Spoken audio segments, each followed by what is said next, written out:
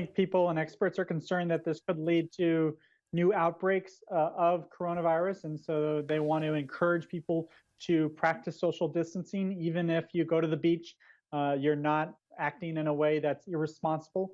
And so there was definitely a lot of concern and aggravation in Washington and among scientific experts that this is the opposite of what we want. Well, it's a sign, isn't it, that so many people just aren't taking it seriously despite the mounting death toll, and it does continue to climb.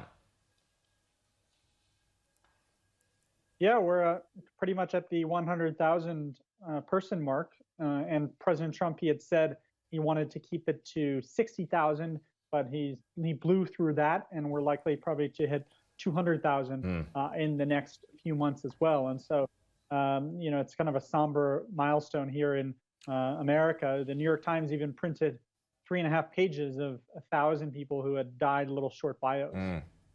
It was a very powerful front page, that one. I noticed, Donald Trump's Twitter account, just in the last 24 hours at least, he's keeping up these attacks on Barack Obama and these attacks on China as well, which seems to be something of a deflection. What are your thoughts on how on the arguments that he's taken in the last few hours? He doesn't want to talk about the rising death toll. That is not in keeping with the coronavirus response that we have been seeing.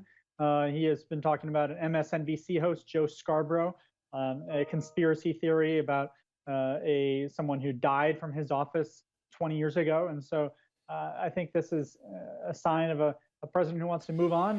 He is applauding America reopening, and he views that as very important to his re-election prospects. Do you believe that a trade war may well resume between the US and China? I mean, you had some pretty powerful comments that came from China in the past few days. The foreign ministry had said that the US is pushing it to the brink of a new Cold War. What has been the reaction since then? Most Americans aren't paying attention too much to the China trade tensions. They are, taking note very seriously and very mad at China for trying to put in that new national security law for Hong Kong.